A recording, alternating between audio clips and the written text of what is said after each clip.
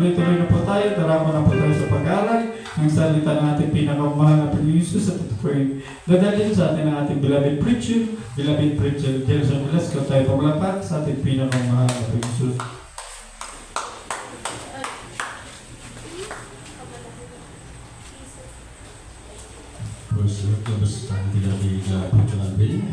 Pugin po ang ating panagilan Diyos sa mga ulit mga balita tayo po lahat ay tumayo at tayo po ay manalangin sa ating pinakamamahal na Panginoon Diyos.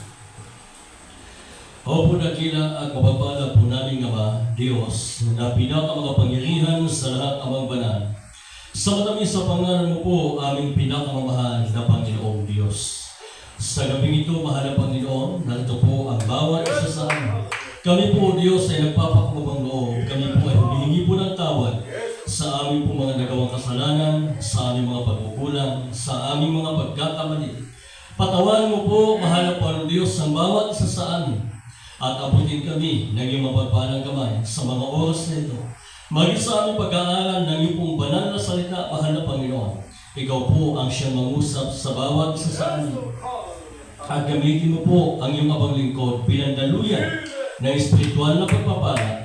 At ikaw po ang maglagay ng mga salita na dapat po salitain dahil kung saganang aking mahal na Panginoon ay wala po akong magagawa. And bless you po pagpalain ng aming pag-aaral sa gabi ito. Sa pangalan ni Jesus. Sa pangalan ni Jesus na aming Panginoon. In Jesus' name. Amen. God bless you po mga kapatid. Kayo po ay makabalik po sa inyo po mga inuupuhan. Praise the Lord. At puri po ang ating pong dakilang Diyos sa magandang gabi po sa inyo pong lahat. At sa lahat ng ating pong mga kasamahang magagawa, sa basan po ng ating pong dakilang Diyos, isang mapagpalang gabi. Ganun din po sa lahat po ng ating pong mga masugid nating taga-subaybay sa ministeryong ito, isang mapagpalang gabi po sa inyo pong lahat. At tayo po mga kapatid ko ay nasa bahagi ng pag-aaral ng salita ng ating pinakamamahal na Panginoong Diyos. Nandito po mga kapatid, kung ating po matutunghayan, nandito po na nilalarawan ng banal na kasulatan kung ano po mga kapatid ko yung nangyayari noong unang panahon. Amen? Yung unang panahon mga kapatid ko, nung ginawa ng ating pinakamamahal na Panginoon ang langit at ang lupa, lahat ng bagay na ating pong natatanaw sa sanlibutan ito, at maging ang tao na isa sa nilikha, ginawa ng ating pinakamamahal na Panginoon.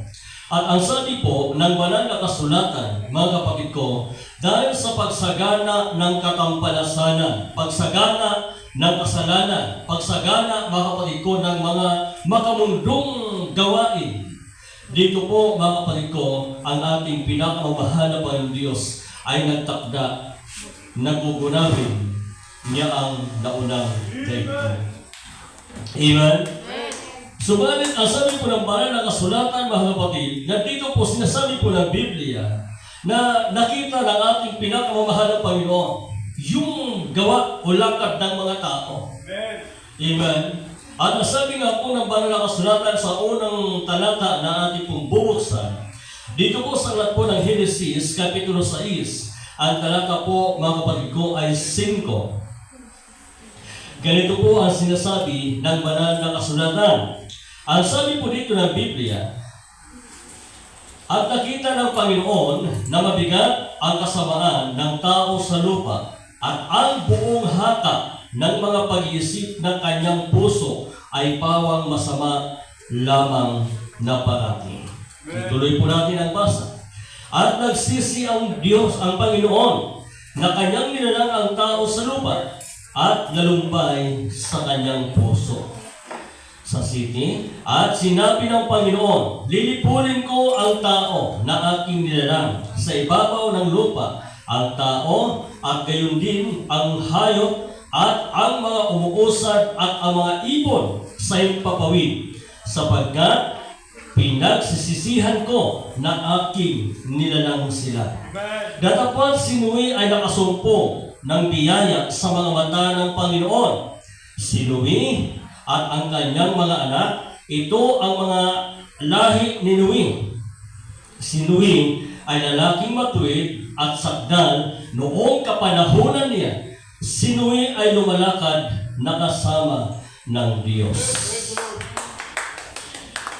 Ang sabi po ng banal na kasulatan, mga kapatid, kung atin po naunawaan ang ating po binasa, na sabi po ng Biblia, mga kapatid, dahil sa nakita ng ating pinakamamahalang Panginoon, nagrabi po yung kasamaan, yung kasalanan na ginawa ng tao noong unang panahon, mga kapatid ko, kaya ang Diyos ay nagtakda ng araw na kung saan kukunawin niya ang naunang sanlibutan. Amen? Ang naunang daigdig. Paano po ba ito ginunaw ng ating pinakamamahal na Panginoon? Dahil sabi niya, lilipulin niya ang tao na kanyang nilikha at ang mga hayop na kanyang mga nilikha ay lilipulin ng ating pinakamamahal na Panginoon. Amen?